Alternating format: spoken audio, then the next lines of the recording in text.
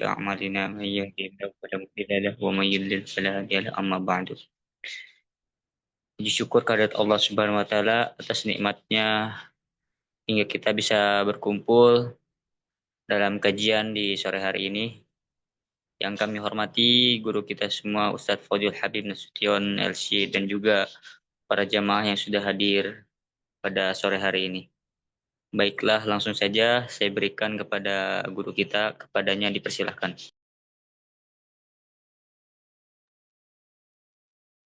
Baik, bismillahirrahmanirrahim. Alhamdulillahirabbil alamin. Nahmaduhu wa nasta'inuhu wa nastaghfiruh wa na'udzu billahi min syururi anfusina wa min sayyiati a'malina. Man yahdihillahu fala mudilla lahu wa man yudlil fala hadiyalah. Asyhadu an la ilaha illallah wahdahu la syarika lah wa asyhadu anna Muhammadan 'abduhu wa rasuluhu la nabiyya wa la rasula ba'dah. Amma ba'du.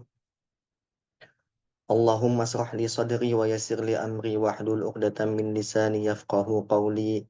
Nas'alullaha ayyamunna 'alaina bil 'ilmin nafi'i wal ikhlasi fil 'amali wal qawli wa yaftah lana futuhal 'arifin. Semoga Allah karuniakan kita dengan ilmu yang bermanfaat, keikhlasan dalam perbuatan dan perkataan, dan Allah bukakan kepada kita pintu-pintu sebagaimana Allah bukakan pintu itu kepada orang-orang yang arif lagi bijaksana. Amin ya rabbal alamin. Baik, ikhwah fillah, pada kesempatan sore hari yang semoga Allah berkahi ini, kita akan melanjutkan belajar tentang atau menggunakan kitab Al-Wafi fi Syarhi Arba'in An-Nawawi. Kitab Al-Wafi, syarahnya hadis Arba'in Nawawi. Kita akan masuk ke hadis yang kelima. Qala al-muallifu rahimahullahu ta'ala. Qala al-muallifu wa syarihu rahimahumullahu ta'ala. Nafa'anallahu bi'ulumihi wa ulumina fid dunya wal akhirati amin. Berkata muallif dan syarih, semoga Allah merahmati mereka, semoga ilmu mereka dan ilmu kita bermanfaat untuk kita di dunia dan akhirat. Amin ya rabbal alamin. Kata beliau, al-hadithul khamis, hadis kelima, ibtalul munkarati wal bid'ah. Ibtalul munkarati wal bid'ah, yaitu batilnya atau pembatalan kemungkaran-kemungkaran dan kebid'ahan-kebid'ahan. Qala an ummil mu'minin ummi Abdillah Aisyah radhiyallahu anha qalat, dari ummil mu'minin ummi Abdillah Aisyah radhiyallahu anha qalat, qala Rasulullah sallallahu alaihi wasallam, Rasulullah sallallahu alaihi wasallam bersabda, man ahdatsa fi amrina hadza ma laysa minhu fahuwa raddun. Rawahul Bukhari wa Muslimun. Wa fi riwayatin li Muslimin, man amila amalan laisa alaihi amruna fahuwa raddun. Rasulullah SAW berkata atau bersabda, siapa saja yang mengada-adakan dalam urusan agama, amrina di sini maksudnya urusan agama kami, ma laisa minhu fahuwa raddun, dan nyatanya, faktanya hal tersebut tidak ada di dalam agama, maka hal tersebut tertolak. Rawahul Bukhari wa Muslimun. Yang di atas itu, ikhwas kalian, yang man ahdatsa fi amrina itu bisa kita dapati di kitab Sahih Al-Bukhari.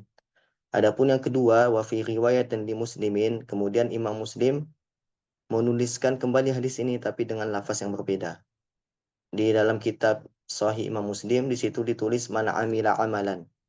Siapa saja yang beramal amalan laisa alaihi amruna fahuwa raddun. Tidak ada atasnya, atas amalan itu perintah dari agama, fahuwa raddun, maka hal tersebut tertolak. Al-hadithu rawahu al-Bukhari fi kitabi as-sulhi. Hadis ini diriwayatkan oleh Imam Bukhari dalam kitabnya, kitab Sahih Bukhari dalam bab sulh. atau perdamaian. Babun idza istalahu ala sulhi jawrin fasulhu mardudun. Beliau meletakkan hadis ini dalam bab jika idza istalahu, jika seseorang melakukan perjanjian atau perdamaian ala sulhin jawrin, atas perjanjian yang batil. Jadi sulhu jawrin itu artinya perjanjian yang zalim. Jauh itu zalim. Fasulhu mardudun, maka perjanjian perdamaian tersebut tertolak.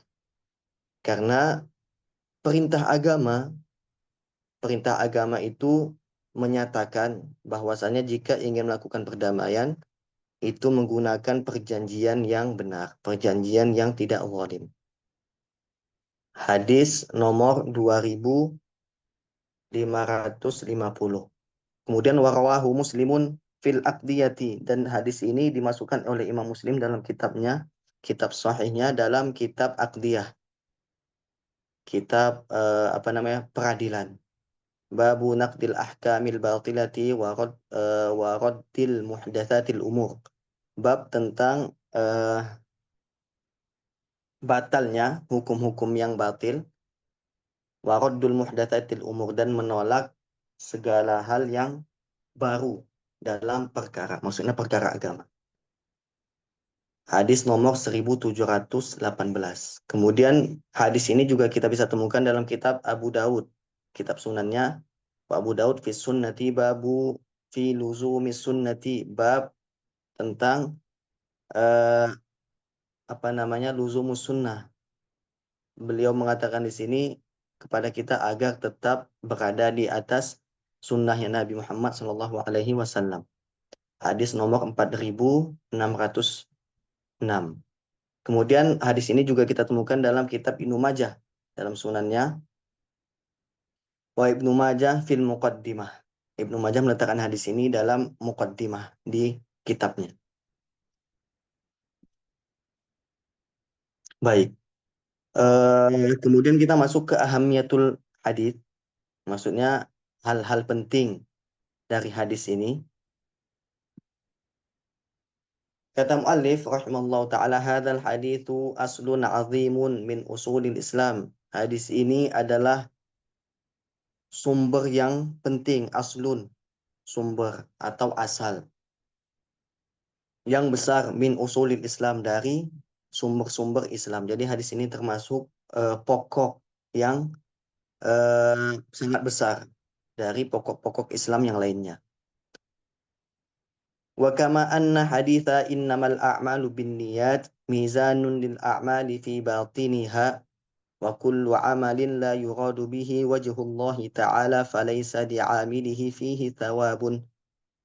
Kata beliau sebagaimana bahwasanya hadis innamal a'malu binniyat yang sudah kita pelajari di hadis yang pertama, sebagaimana bahwasanya hadis innamal a'malu binniyat itu mizanun. Mizanun ini barometer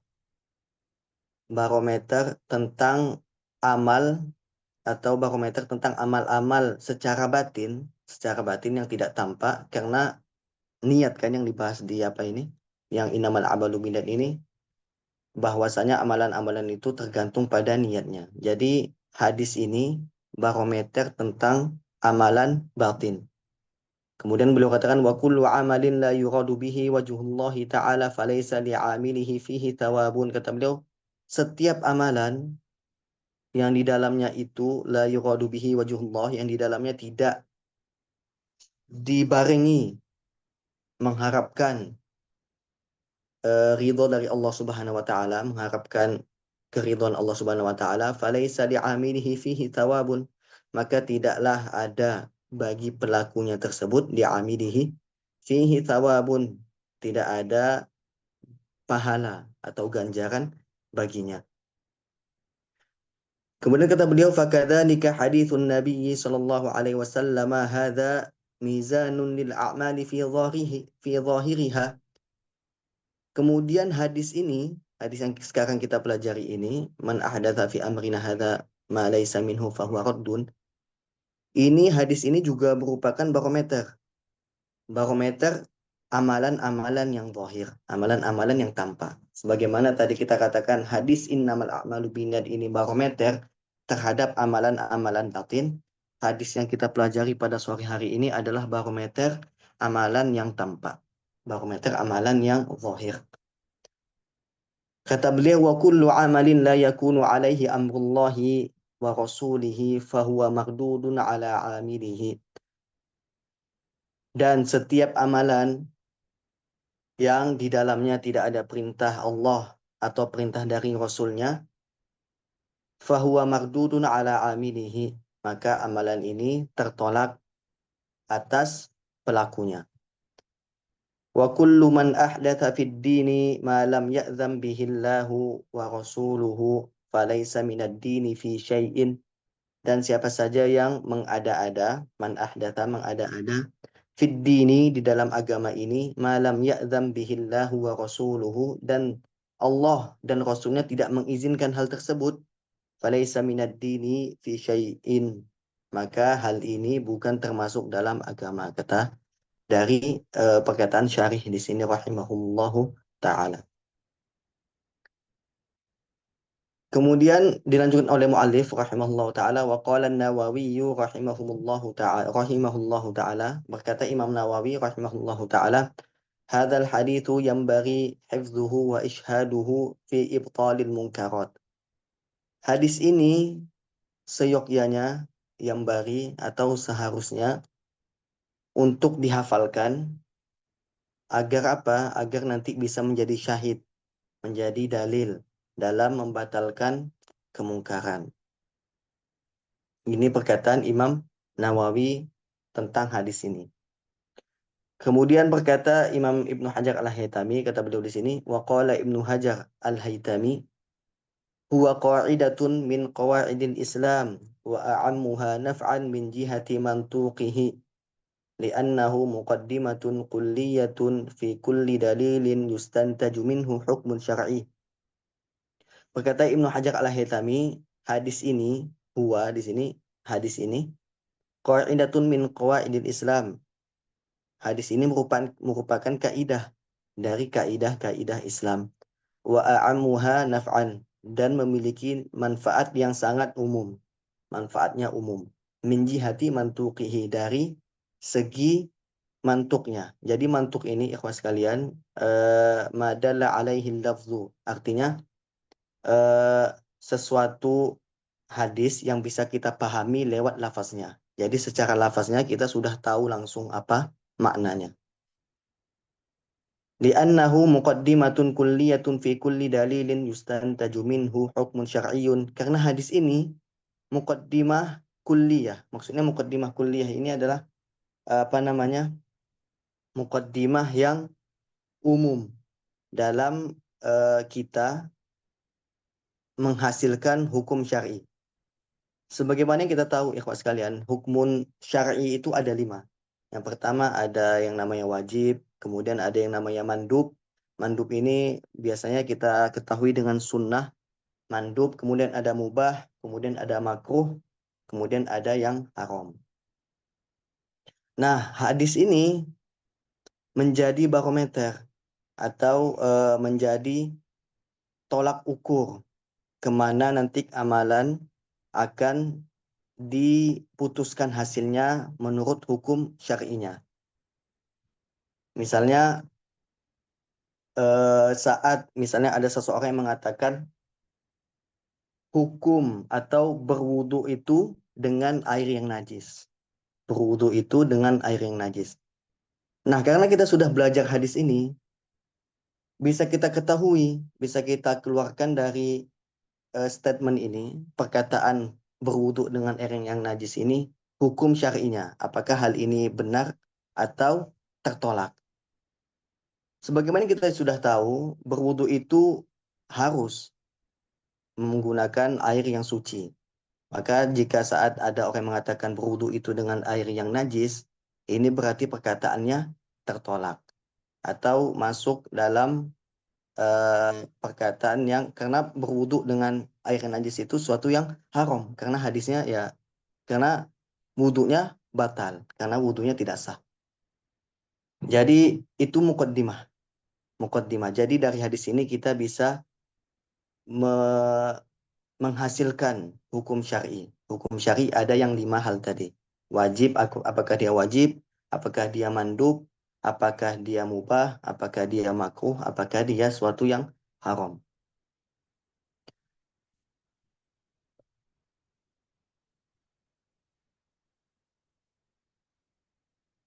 Kemudian kita masuk ke lughatul hadis.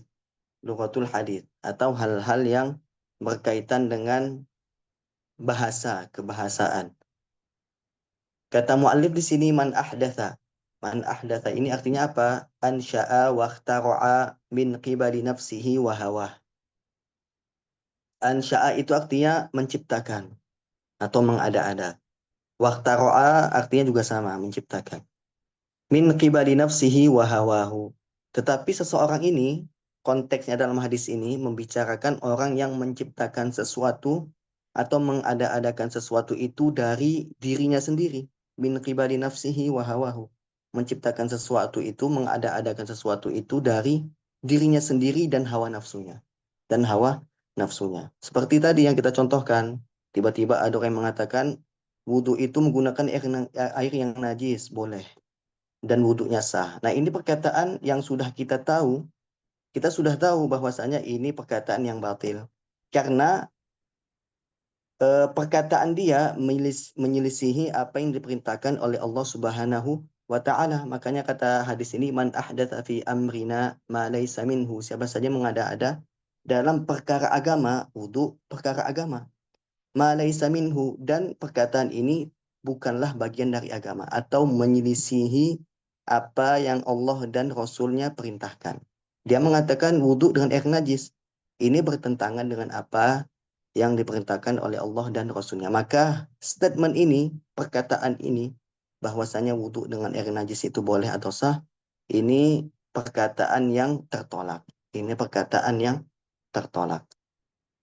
Jadi ini maksudnya man ahdatha. Kemudian kata mu'alif di sini fi amrina, maksudnya fi dinina wa syar'ina alladhi irtadahu Allahu lana. Maksudnya apa? Dalam perkara agama.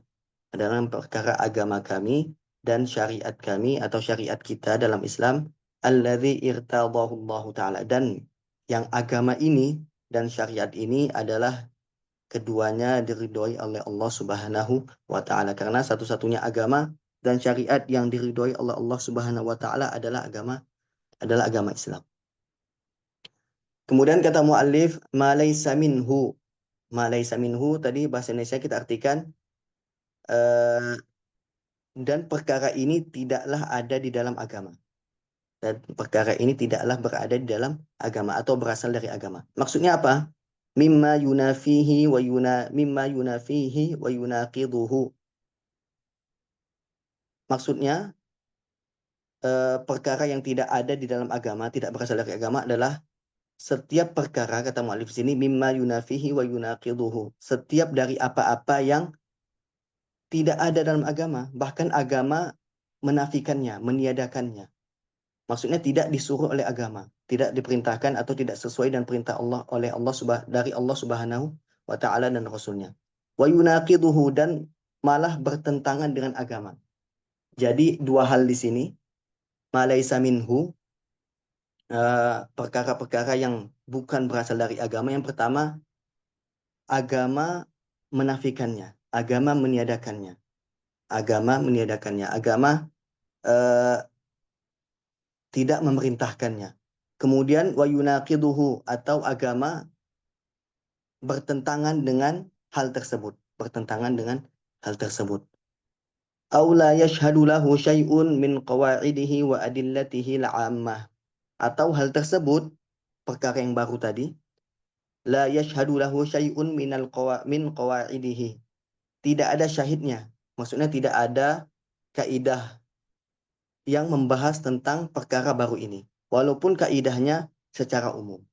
Walaupun dalilnya secara umum. Makanya kata mu'alif di sini wa adillatihi la'ammah atau dalil-dalil yang umum. Jadi di sini ikhwah sekalian, eh, dari hal ini? Perkataan mungkin ada orang yang mengatakan atau membiasakan diri. Misalnya eh, membaca surat Yasin di malam Jumat. Apakah itu sesuatu hal yang baru? Di sini dijelaskan oleh mu'alif di sini, poinnya di aula yashhadu lahu syai'un min qawaidihi wa adillatihi la'ammah. Dalil orang yang mengatakan atau membolehkan membaca Yasin di malam Jumat itu adalah karena memang ada dalil atau Allah itu memerintahkan setiap muslim itu untuk selalu membaca Al-Quran. Nah, ini kaidah umumnya, kaidah umum. Jadi Allah memang memerintahkan, bahkan Rasul juga memerintahkan untuk seorang muslim itu senantiasa memperbanyak membaca Al-Quran. Nah, inilah dalil yang diambil oleh ulama untuk kebolehan membaca Yasin di malam Jumat. Walaupun ini sesuatu yang baru, tetapi ini dikuatkan oleh dalil umum. Dalil umumnya apa? Bahwasanya Allah dan Rasulnya menyuruh kita untuk senantiasa membaca Al-Quran. Jadi ini kaidahnya. Jadi maksudnya di sini aula yashhadu lahu syai'un, jika sesuatu yang baru itu punya penguat, walaupun itu dari dalil yang umum, ini boleh saja dilakukan. Atau amalannya tidak tertolak. Maksudnya dapat pahala dari hal tersebut. Kemudian fahuwa raddun. Di hadis tadi ada perkataan fahuwa raddun. Maksudnya di sini adalah mardudun, tertolak, tertolak. Ala fa'ilihi li butlanihi wa adamil i'tidabihi. Jadi amalan yang baru ini tadi, amalan yang baru, kemudian Allah sama sekali tidak menyuruhnya, atau Rasul tidak sama sekali menyuruhnya, kemudian hal ini bertentangan dengan agama, kemudian ia tidak punya penguat, tidak punya penguat atau dalil umum tentang kebolehannya atau tentang eh, bahwasanya syariat mensyariatkannya. Ini amalannya tertolak jika tidak memenuhi kualifikasi yang tadi, tiga hal tadi. Bisa jadi memang Allah tidak menyuruhnya apa namanya, menyuruhnya secara mutlak, dan Rasulnya tidak menyuruh juga secara mutlak. Kemudian hal ini bertentangan dengan agama, dan kemudian tidak ada dalil penguat. Walaupun dari dalil umum tidak ada yang apa namanya, yang menyatakan kebolehan hal ini amalannya mardud, tertolak. Ala fa'ilihi, atas pelakunya, dibutlanihi, karena ini amalannya menjadi batal. Wa adamil i'tidadi bihi, dan tidak masuk hitungan. Maksudnya tidak masuk hitungan, bisa jadi tidak mendapatkan pahala dari Allah Subhanahu wa taala. Nanti akan lebih jelas di permasalahan fiqhul hadis yang akan kita bahas sekarang. Kemudian kata mu'alif, fiqhul hadithi wa ma yurshidu ilaihi.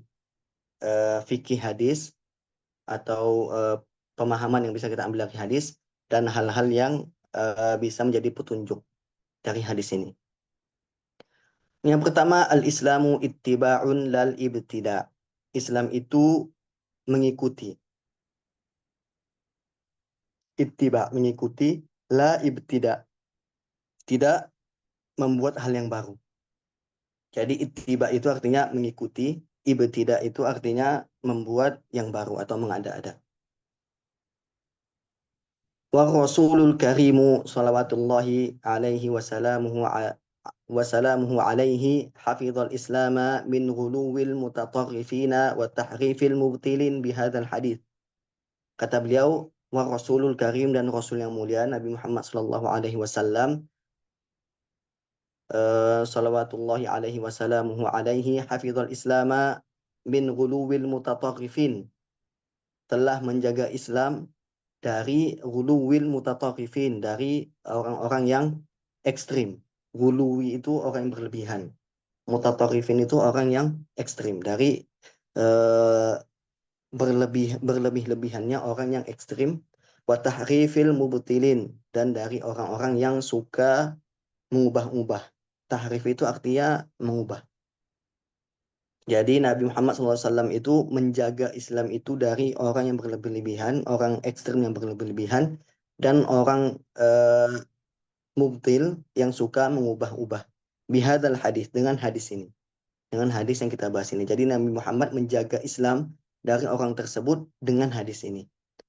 Alladzi yu'tabaru min jawami'il kalimi, dan hadis ini termasuk hadis yang jawami'ul kalim. Jawami'ul kalim itu artinya kalimatnya sedikit, kalimat sedikit tapi maknanya banyak. Jadi kalimat yang sedikit itu mengumpulkan makna yang banyak. Itu artinya jawami'ul kalim. Jadi kalimat yang sedikit, kalimat yang pendek tetapi mengumpulkan makna-makna yang banyak. Wa huwa mustamiddun min ayatin katsirah fi kitabillahi azza wa jal. Dan hadis ini juga diambil dari ayat-ayat dalam Quran.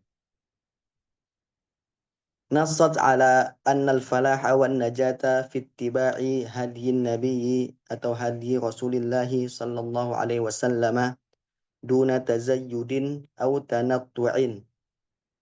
Nassat alaha Nassat ala annal falah, dan ayat-ayat tadi, ayat-ayat Quran itu yang juga menjadi dasar atas hadis ini, itu mengatakan bahwasanya al-falah, kemenangan, wan najah, dan najah itu kesuksesan, fittiba'i hadi Rasulullah sallallahu alaihi wasallam, sesungguhnya berada di dalam mengikuti petunjuk dari Nabi Muhammad sallallahu alaihi wasallam duna tazayyudin au tanattu'in, tanpa menambah-nambah atau melebih-lebihkan. Tazayyud itu artinya menambah, tanattu' itu artinya berlebihan. Kaqaulihi ta'ala, seperti yang Allah katakan dalam Quran, A'udzu billahi minasyaitonir rajim. Qul in kuntum tuhibbunallaha fattabi'uni yuhibbukumullah. Katakanlah hai Muhammad, jika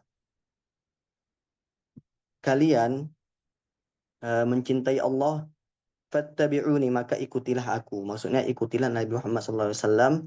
Yuhibbukumullah. Dengan kalian mengikuti Nabi Muhammad SAW, maka Allah akan mencintai kalian juga. Jadi dari ayat ini bisa kita simpulkan bahwasanya di saat kita ingin Allah mencintai kita, nah itu dengan ittiba, dengan mengikuti mengikuti petunjuk dari Nabi Muhammad Sallallahu Alaihi Wasallam. Surat Ali Imran ayat 31. Wa qawlihi ta'ala, A'udzu billahi minasyaitonir rajim, wa anna hadza sirati mustaqiman fattabi'uh wa la tattabi'us subula fatafarraqa bikum 'an sabilih. Dzalikum wasaqum bihi la'allakum tattaqun. Kemudian dalam ayat lain Allah katakan, wa anna hadza sirati mustaqiman fattabi'uh, dan bahwasanya ini adalah jalanku, mustaqiman, lurus, jalan yang lurus, fattabi'uh, maka ikutilah, wala tattabi'us subula fatafarraqa bikum an sabilih, dan jangan ikuti jalan-jalan. Subul itu jalan-jalan. Jadi subul ini bentuk jamak. Bentuk mufradnya, bentuk kalimat satunya itu sabil. Sabil jalan, subul itu kata majmu' artinya jalan-jalan. Dan janganlah kalian mengikuti jalan-jalan, fatafarraqa bikum an sabilih, dan karena dengan ini kalian akan terpecah belah dari jalannya Allah Subhanahu wa taala. Dzalikum wasaqum bihi la'allakum tattaqun, dan itulah nasihat yang diberikan la'allakum tattaqun, semoga kalian, agar kalian bertakwa. Jadi dua ayat ini menjadi dasar dari hadis ini juga. Maksudnya temanya sama. Tema hadis dan dan ayat 2 ini temanya sama, yaitu perintah untuk mengikuti petunjuk dari Nabi Muhammad Shallallahu alaihi wasallam. Kemudian warawa Muslimun fi sahihihi anna Rasulullah sallallahu alaihi wasallam kana yaqulu fi khutbatihi, dan Imam Muslim telah meriwayatkan di kitabnya Sahih Muslim bahwasanya Rasulullah SAW itu bersabda dalam khutbahnya, khairul hadithi kitabullah wa khairul hadyi hadyu Muhammadin sallallahu alaihi wasallam wa syarrul umuri muhdatsatuha. Khairul hadithi kitabullah, sebaik-baik hadis, sebaik-baik perkataan itu adalah kitabullah, adalah Al-Quran. Wa khairul hadyi hadyu Muhammadin sallallahu alaihi wasallam, dan sebaik-baik petunjuk itu adalah petunjuk Nabi Muhammad sallallahu alaihi wasallam. Wa syarrul umuri muhdatsatuha, dan seburuk-buruk seburuk perkara itu muhdatsatuha adalah hal-hal yang dibuat-buat, atau yang suatu yang baru dibuat-buat. Wa kullu muhdatsatin bid'ah wa kullu bid'atin dhalalah, dan setiap sesuatu yang dibuat-buat, yang diada-adakan itu bid'ah, wa kullu bid'atin dhalalah, dan setiap bid'ah itu dhalalah atau sesat. Wa rawahul Baihaqi wa fihi ziyadatun wa kullu dhalalatin finnar. Sampai lafaz bid'atun dhalalah wa kullu bid'atin dhalalah, Imam Muslim hanya sampai sini. Jadi kalau kita temukan nanti waktu membaca misalnya melihat-lihat buku Sahih Muslim, itu dalam bukunya Sahih Muslim itu cuman sampai wa kullu bid'atin dhalalah. Kemudian Imam Baihaqi meriwayatkan hadis ini juga, tetapi beliau tambahkan wa kullu bid'atin wa kullu dhalalatin finnar, dan setiap orang yang dalam kesesatan itu berada di dalam neraka. Ini tambahan dari Imam Baihaqi. Nah, kemudian di sini ada bahasan baru. Di sini ada perkataan bid'ah. Bid'ah atau sesuatu yang baru. Bid'ah ini, ikhwas sekalian, bid'ah ini secara bahasa artinya itu adalah setiap hal yang baru. Secara bahasa artinya setiap hal yang baru. Jadi yang kita lihat pada zaman ini seperti mobil atau mikrofon, pokoknya sesuatu yang tidak ada pada zaman Nabi, itu sesuatu yang baru secara bahasa. Secara bahasa. Dan adapun cara syariat, bid'ah ini adalah diartikan seperti hadis ini, lafaz hadis. Itu adalah bid'ah. Jadi bid'ah secara syariat itu adalah man ahdatsa fi amrina hadza. Setiap hal-hal baru dalam agama laisa minhu. Dan padahal hal yang baru ini tidak ada dalam agama. Fahuwa raddun. Inilah yang tertolak. Jadi bid'ah secara syariat itu maknanya sama seperti lafaz hadis yang dikatakan oleh Nabi Muhammad sallallahu alaihi wasallam. Jadi dalam hadis ini, yang diriwayatkan oleh Imam Muslim ini, perkataan Nabi dalam khutbahnya ini, maksudnya di sini adalah suatu bid'ah dengan makna syar'i, bukan bid'ah yang maknanya secara lugawi. Bukan bid'ah yang maknanya secara lugawi. Karena nanti ada yang berprasangka kalau semua bid'ah itu kesesatan, bagaimana penggunaan barang-barang baru pada zaman ini? Maksud hadis di sini maksudnya bid'ah yang secara syar'i, secara syariat, bukan bid'ah yang secara lughawiyah. Maka tidak ada masalah di saat seseorang memanfaatkan sesuatu hal yang baru sekarang. Mungkin bisa dikatakan bid'ah, tapi bid'ah secara bahasa. Bid'ah secara bahasa, bukan bid'ah secara pandangan syariat. Nah, adapun bid'ah secara pandangan syariat, inilah yang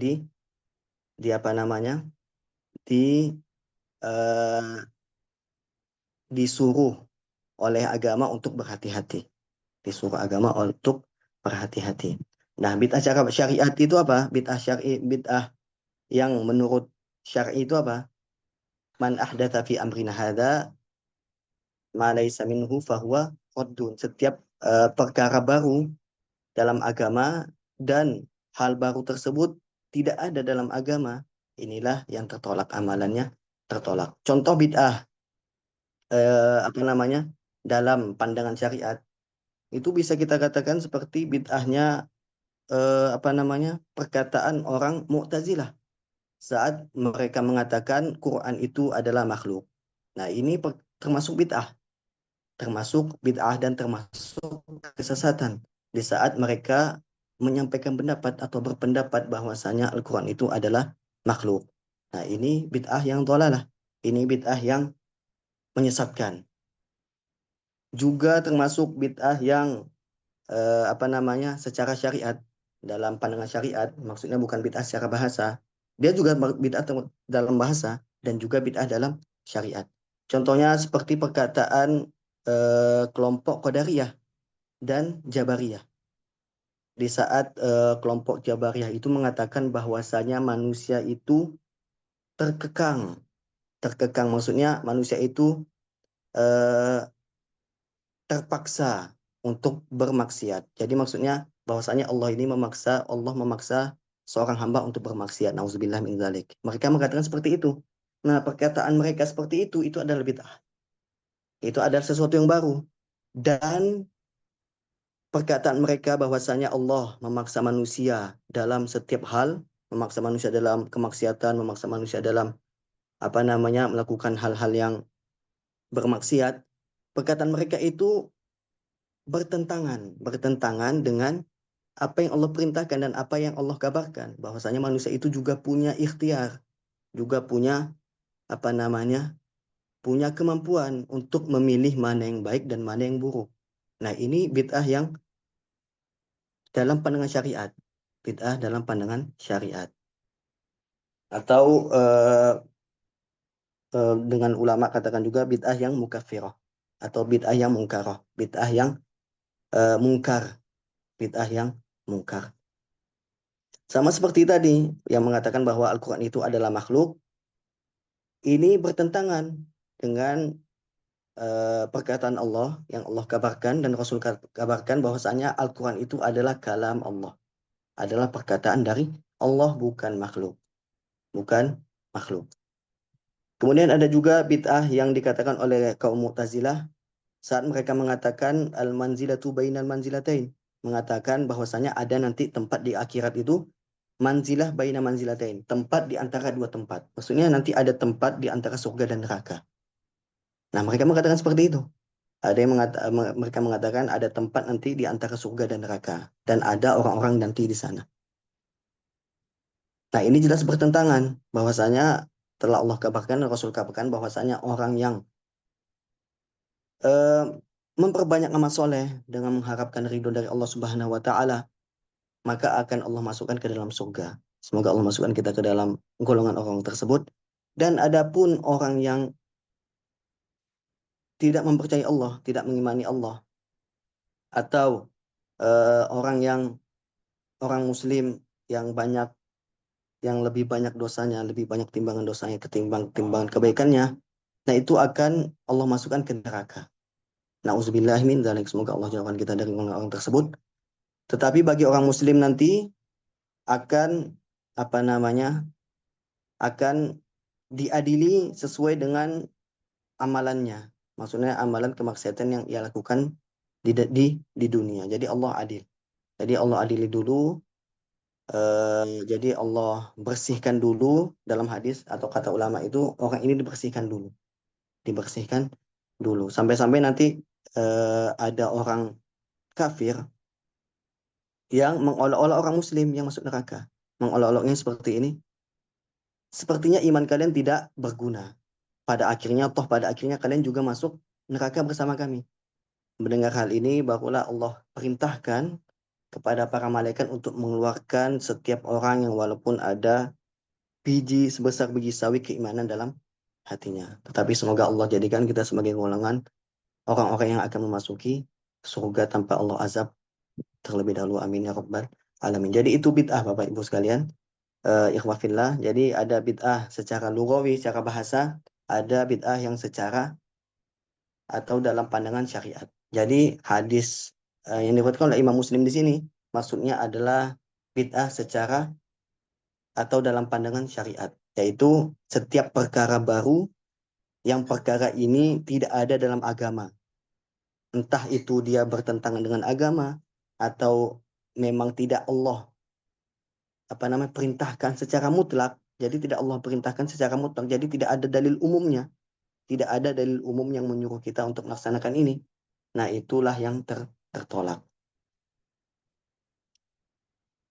Kemudian yang kedua, pemahaman terhadap hadis ini juga, yaitu al-a'malul mardudah.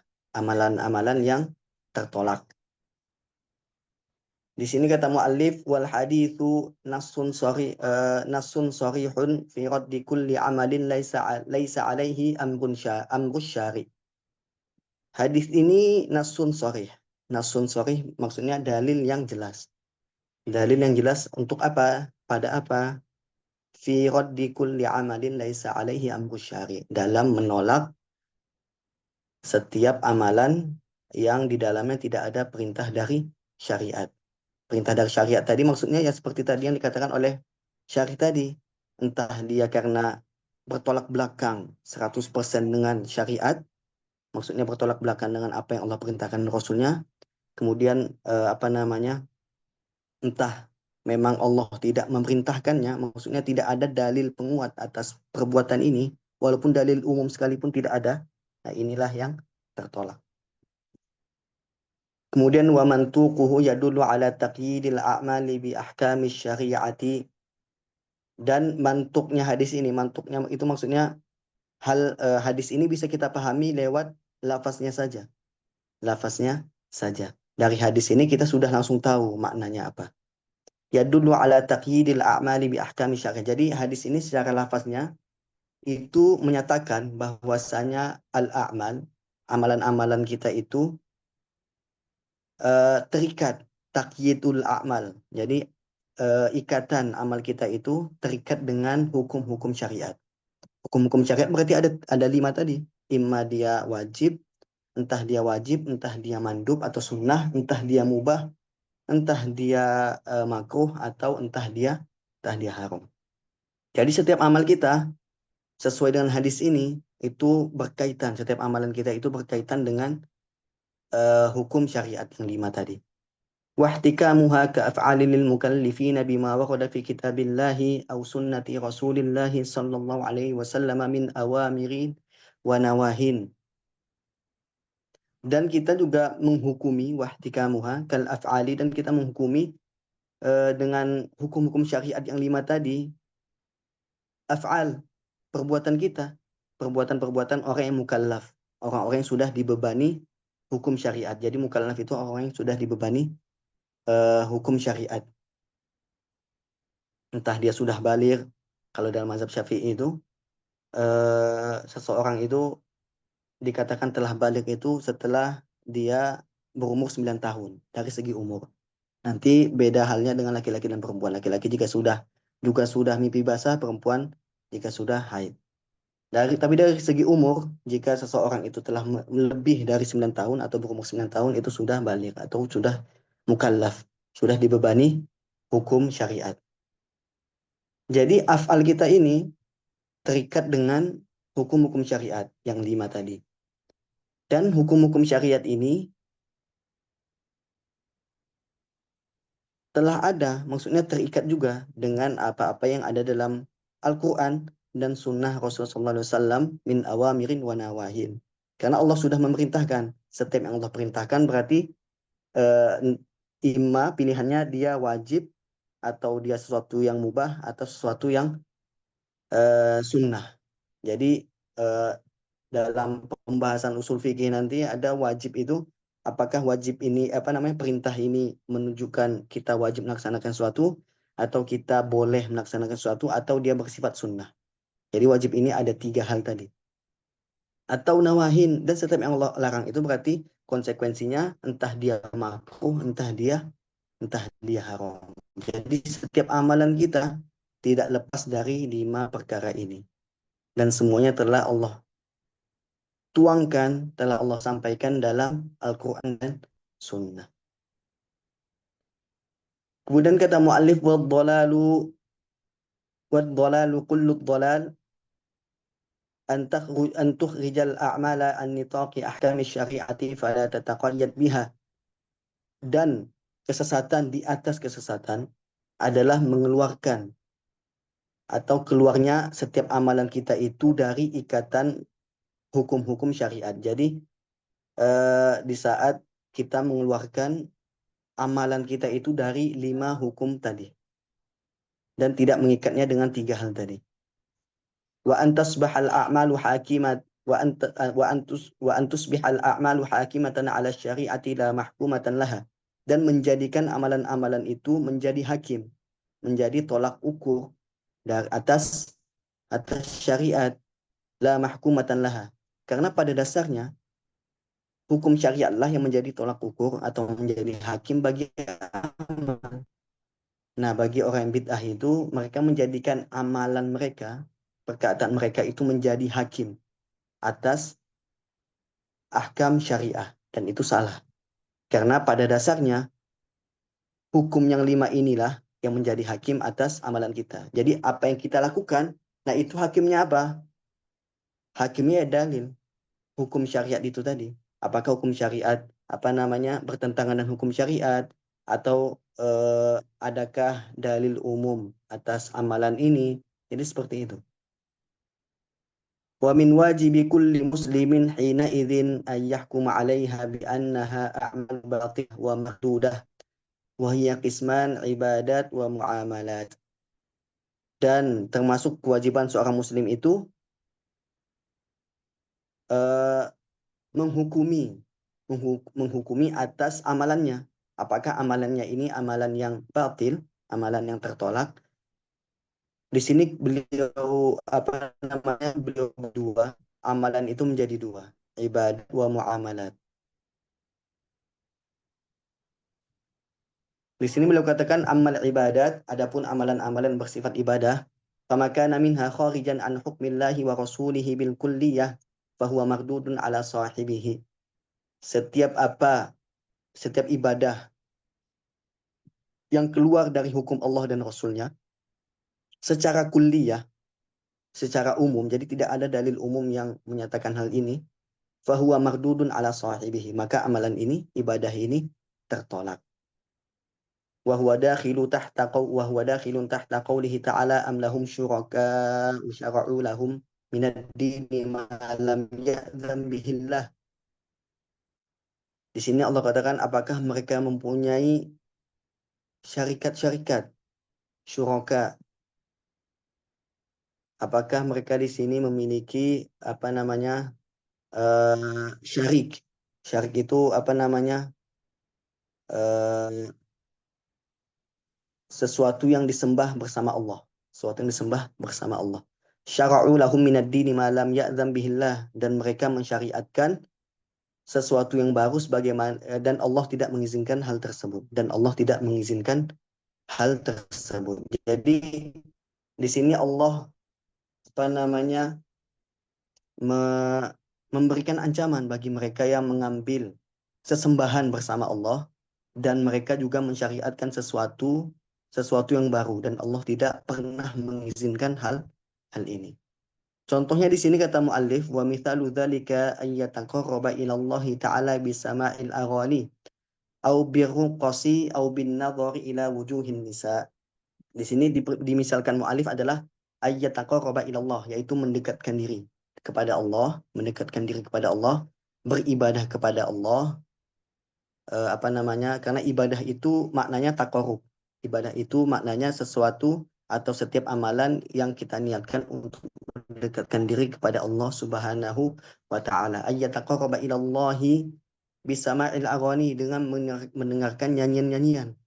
Contohnya misal ada orang yang ingin beribadah membaca Al-Qur'an, tetapi dengan nyanyi-nyanyian.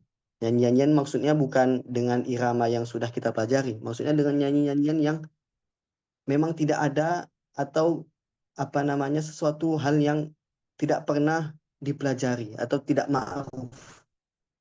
Misalnya apa namanya mengaji dengan di apa namanya dilantuni musik-musik yang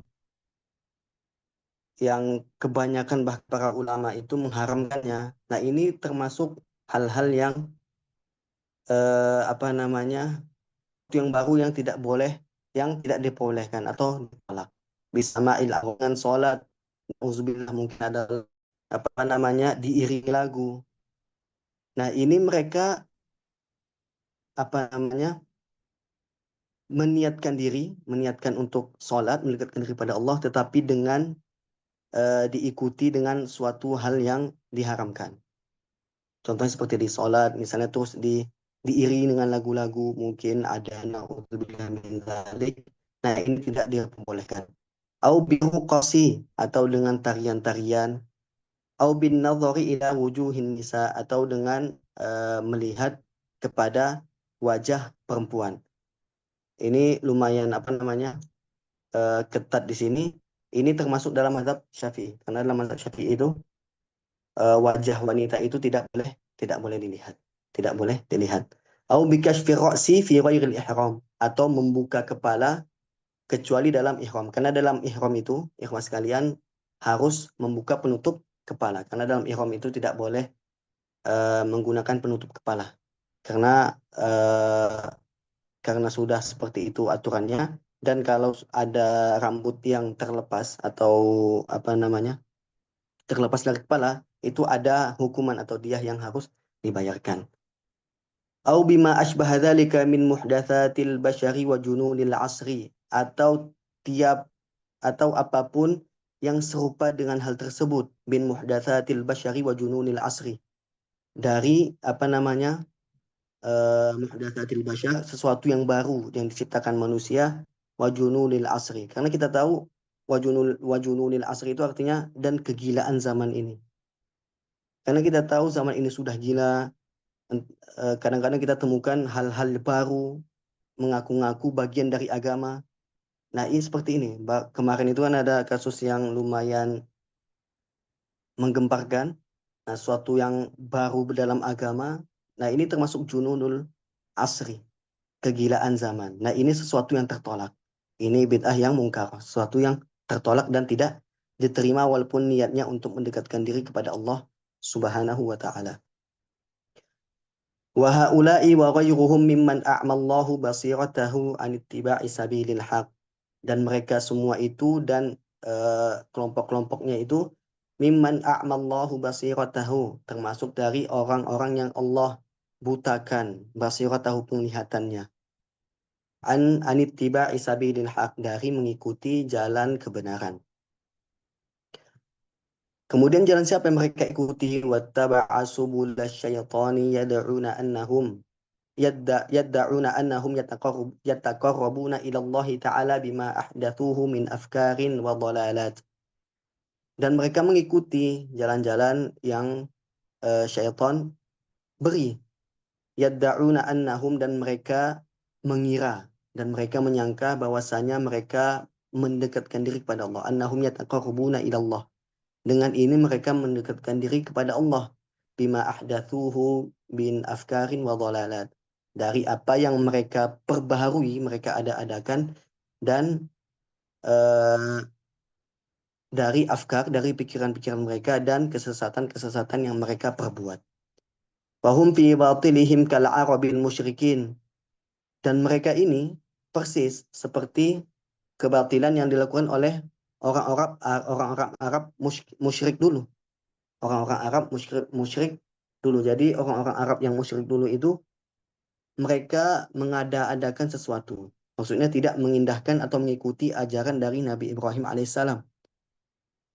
Misalnya di sini orang Arab musyrik itu alladzina ibtada'u ibadat wa qurbat ma anzalallahu biha min sultan. Mereka mengada-adakan ibadah-ibadah dan pendekatan-pendekatan kepada Allah Subhanahu wa taala, ma anzalallahu biha min sultan, dan Allah tidak pernah menyuruh mereka untuk melakukan hal tersebut. Contohnya seperti niat mereka dalam menyembah berhala itu, ikhwas kalian. Itu sebenarnya untuk mendekatkan diri kepada Allah. Liqarribuna ilallahi zulfa. Itu alasan mereka dalam Al-Qur'an. Liqarribuna ilallahi zulfa. Dan tidaklah kami berdoa atau beribadah kepada sesembahan ini, berhala ini, kecuali untuk mendekatkan diri kami kepada Allah Subhanahu wa taala. Padahal Allah tidak memerintahkan ini. Dan ini termasuk sebuah kesyirikan.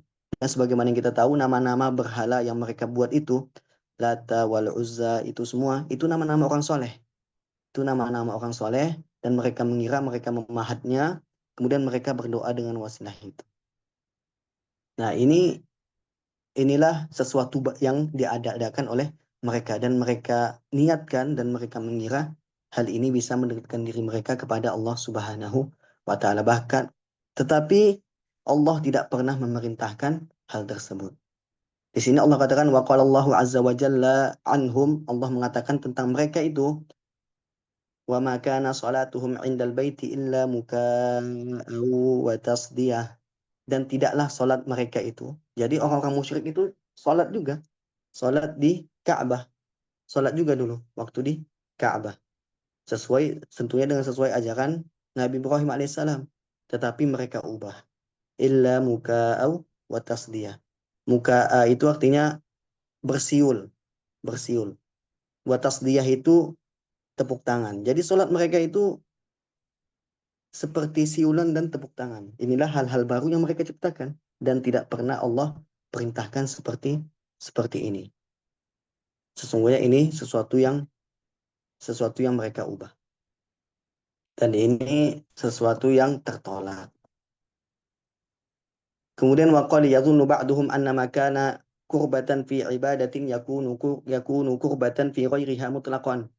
Dan mungkin ada sebagian kita yang mengira atau sebagian orang lain itu mengira bahwasanya jika di suatu kondisi itu sebuah ibadah, kemudian kita katakan jika di kondisi yang lain itu ibadah juga. Contohnya seperti ini.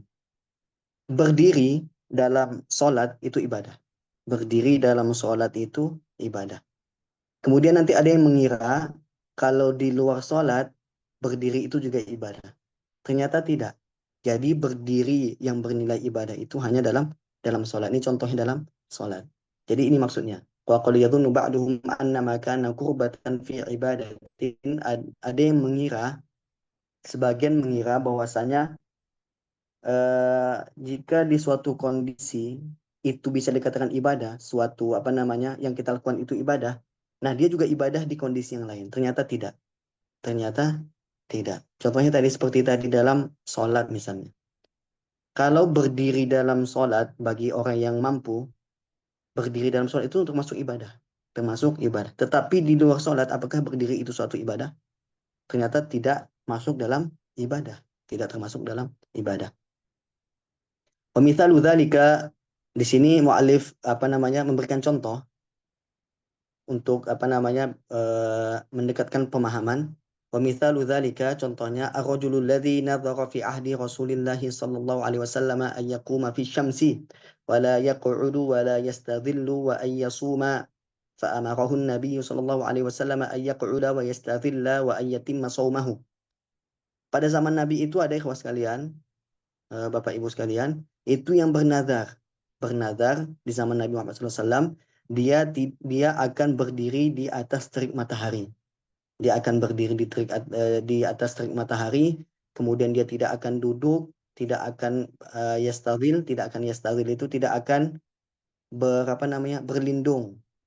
Maksudnya mencari perlindungan dari sinar matahari, berteduh. Dia tidak akan berteduh, dia lakukan semua itu, dia akan berdiri di bawah terik matahari, dia tidak akan duduk, kemudian dia tidak akan berteduh, dan dia berpuasa. Jadi tiga hal itu dilakukan dalam keadaan puasa. Dia mengira itu ibadah. Maksudnya berdiri di atas terik matahari itu ibadah. Tidak duduk itu ibadah. Kemudian tidak berteduh itu ibadah. Dia kira ini ibadah. Dia kira ini ibadah karena dia sedang puasa. Karena dia sedang puasa.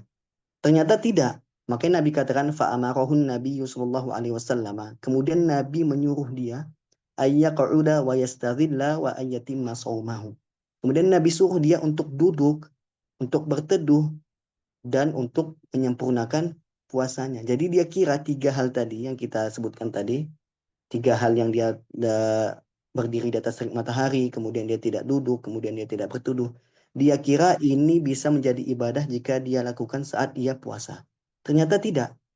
Tiga hal yang biasa kita lakukan ini ternyata tidak masuk dalam ibadah. Kemudian Nabi katakan, dia untuk duduk dan berteduh dan untuk menyambung atau menyempurnakan puasanya. Puasanya memang ibadah. Puasanya tetap menjadi ibadah. Tetapi lakukanlah ibadahnya sesuai dengan biasanya, seperti biasanya. Ketentuan puasa. Ketentuan puasa apa? Apa namanya? Menghindarkan diri dari setiap hal yang membatalkan puasa, dari terbitnya fajar sampai terbenamnya matahari. Itulah hakikat puasa.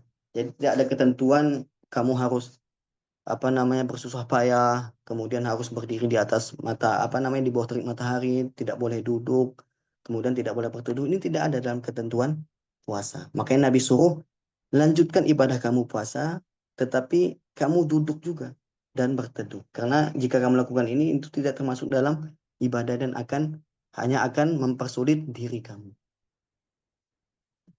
Kemudian terakhir kata beliau katakan di ibadah ini, permasalahan ibadah, sesuatu hal baru dalam ibadah ini. Wa fi kutubil fiqhi tafsilu ahkamil ibadat fil islami wa ma yuraddu minha. Dalam kitab-kitab fikih kita temukan tafsil penjelasan lebih lengkapnya tentang hukum-hukum yang berkaitan dengan ibadah dalam Islam. Wa ma yuraddu minha wa yabtulu inda ihdathi ziyadatin aw naqsin amma thabata 'anil musyarri'il hakim. Dan apa saja yang bisa menolak wa ma yuraddu minha, dan apa saja yang bisa menolak ibadah tersebut atau membatalkan ibadah tersebut.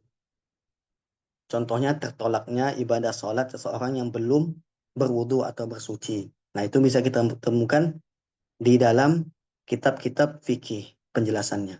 Nah, jika ada orang yang mengatakan sah sholat seseorang tanpa bersuci, nah ini bid'ah. Ini bid'ah yang mungkaroh. Karena mengada-adakan sesuatu yang baru. Dia mengatakan bahwasanya boleh atau sahnya sholat tanpa berwudu atau tanpa bersuci. Ini bertentangan dengan apa yang Allah dan Rasulnya perintahkan. Jadi di sini bisa kita dalam telaah kita dalam kitab-kitab fikih itu kita bisa mempelajari apa-apa yang tertolak ibadah tersebut dan apa-apa yang membatalkan ibadah tersebut. Inda ihdati ziyadatin aw naqsin, saat kita menambah sesuatu atau mengurangi sesuatu. Amma thabata 'anil musyari'il hakim, dan itu semua sesuai dengan yang ditetapkan oleh al-musyari'il hakim. Ditetapkan oleh Allah yang mensyariatkan. Musyari di sini maksudnya Allah, musyari, orang yang mensyariatkan, yaitu Allah. Allah mensyariatkan, Al-Hakim, lagi maha bijaksana.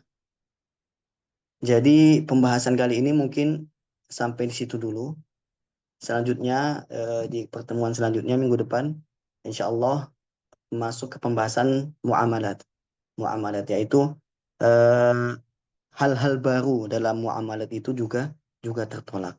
Sebagaimana tadi dalam segi ibadah. Jadi mungkin barakallahu fikum wallahu a'lam wa ilmuhu a'la wa ahkam. Wa sallallahu alaihi wasallam Muhammad wa ala alihi wa sahbihi wa baraka wa sallam. Jazakumullahu khairan ala husni istima'ikum wa barakallahu fikum. Natulbul afwa ala taksir. Kemudian saya kembalikan kepada Ustadz Fatih. Falyatafaddal ilaihi mashkura. Baik, terima kasih banyak Ustadz atas waktunya, atas penjelasannya. Para jemaah semua, kali ini kita sudah masuk pada sesi pertanyaan. Bagi yang ingin bertanya, dipersilahkan. Monggo Ibu. Assalamualaikum. Waalaikumsalam Waalaikumsalam warahmatullahi. warahmatullahi wabarakatuh. Ya, Ustaz, izin bertanya. Baik, Ini Pak. bahasan bid'ah itu kan bahasan bahasan jelimet kalau orang Jawa bilang ya. Kita Benar, mungkin Pak, benar. apalagi saya yang tinggal di Jawa ini kan, terkadang kita dibenturkan dengan satu hal yang adat ala ada muhakkamah, merupakan Benar, strategi Pak. dakwah para pendahulu kita gitu kan. Betul, Pak. Ya kita bersyukurlah, saya hanya bisa mengatakan kita bersyukur di mansat ahlus sunnah wal jamaah itu kan, alhamdulillah gitu kan.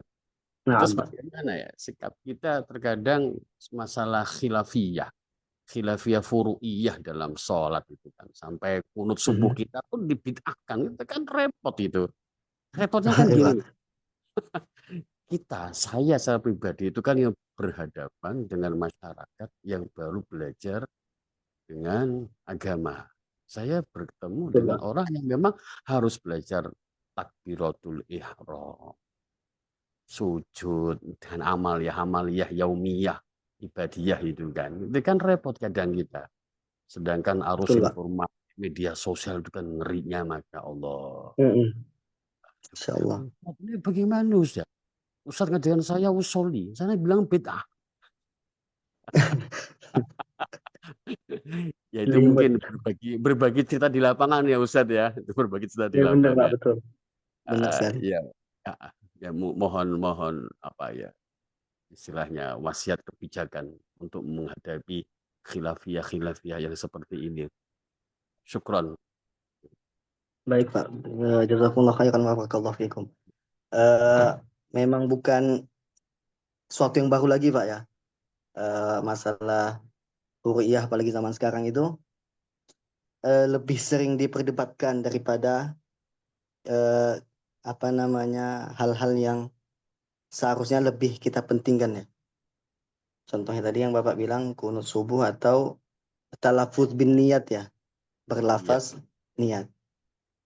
Sebenarnya Pak, apa namanya kaidahnya ini secara apanya dulu ya, secara ilmiahnya atau secara keilmuannya itu ini suatu yang biasa dalam furu'iyah karena ini madhab ya, madhahib. Madhab itu kan artinya pendapat para imam-imam yang sudah disepakati atas keimamannya. Semua orang itu sudah sepakat atas keimamannya. Maksudnya sudah sepakat atas keilmuannya. Empat imam ini. Imam Abu Hanifah, Imam Malik, Imam Syafi'i, Imam Ahmad. Jadi tiap mereka punya apa namanya punya ro'yun, punya pendapat atas sesuatu. Kita ambil contoh di masalah kunut subuh.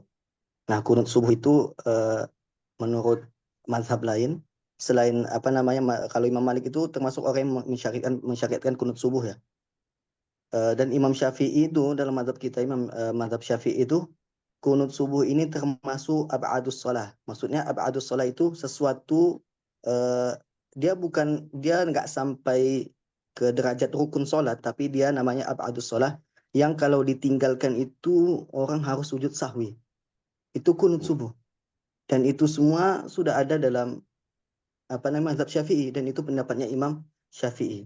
Dan jangan sampai kita mengira bahwasanya pendapat-pendapat dari mereka itu para ulama yang duluan lahir daripada kita dan pasti lebih alim daripada kita, itu tanpa dalil.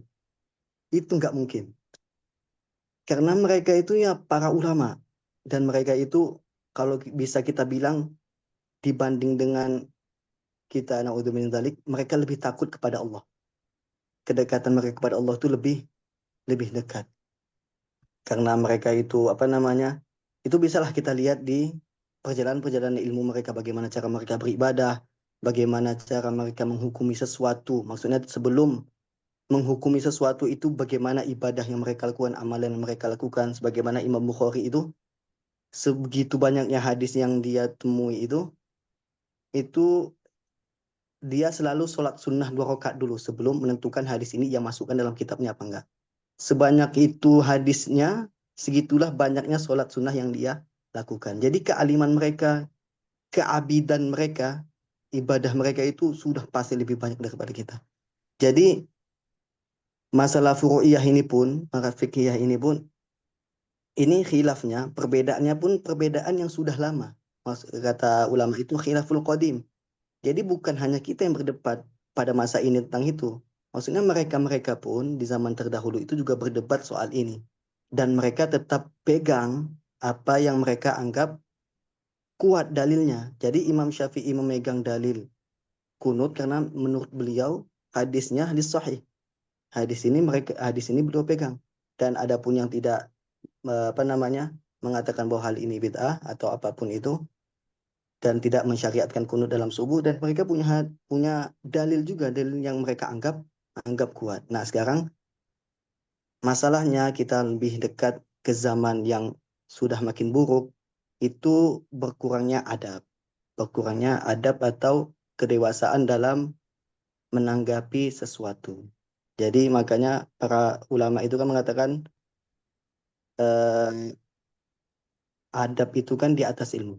Adab itu di atas ilmu.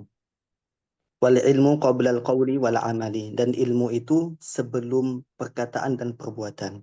Jadi biasanya eh, Pak, orang yang sudah belajar itu insya Allah dia semakin dewasa dalam menempatkan dirinya. Karena dia sudah belajar. Misalnya dia sudah belajar bahwasanya ada perdebatan dalam kunut subuh. Nah, saat dia sholat subuh di tempat yang lain, orang nggak berkunut subuh, nah dia langsung tahu, oh ternyata ini mengambil mazhab yang tidak berkunut subuh. Jadi tidak perlu repot keluar sana, keluar sini seperti itu. Karena para imam dulu pun itu ada kisah menarik antara Imam Ahmad dan Imam Malik. Imam Malik itu, Bapak Ibu sekalian, termasuk dalam pendapatnya itu di saat seseorang mengeluarkan darah, misalnya keluar darah dari tubuhnya itu pada saat sholat, itu sholatnya nggak batal. Itu Imam Malik. Sholatnya tidak batal saat darah keluar dari tubuh manusia misalnya saat dia sholat. Tetapi dalam pendapatnya Imam Ahmad, sholat orang tersebut batal. Sholat orang tersebut batal.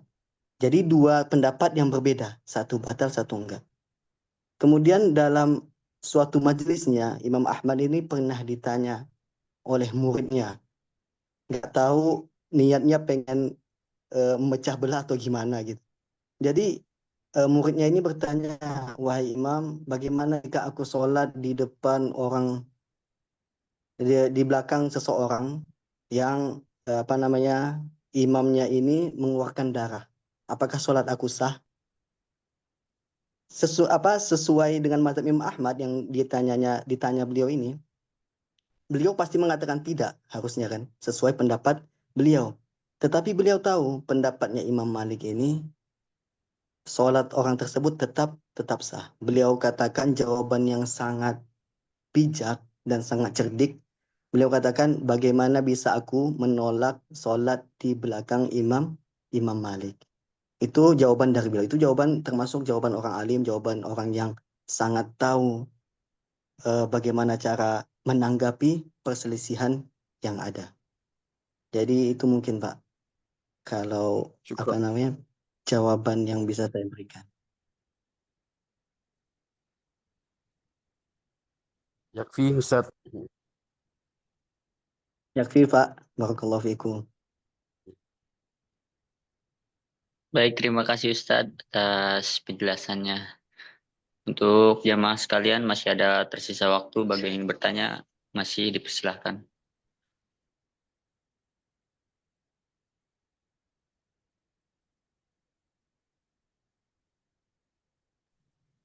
Bagaimana, masih ada?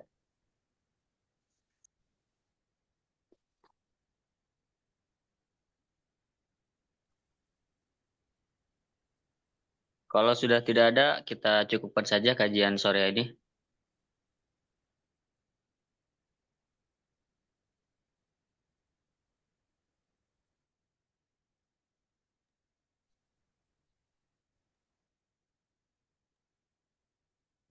Baik, kita cukupkan saja. Terima kasih atas waktunya kepada Ustadz kita, kepada para jamaah semua, atas kesempatannya hadir pada kajian sore hari ini. Sebelum kita tutup kajian sore hari ini, mari kita bersama-sama membaca doa kafaratul majlis. Subhanaka Allahumma wa bihamdika, la ilaha illa anta, astaghfiruka wa atubu. Wassalamualaikum warahmatullahi wabarakatuh. Waalaikumsalam Waalaikumsalam warahmatullahi warahmatullahi wabarakatuh. wabarakatuh. Syukran Ustaz. Syukran Ustaz. Afwan, Tepati Afwan Ibu. Ya, izin live Ustaz.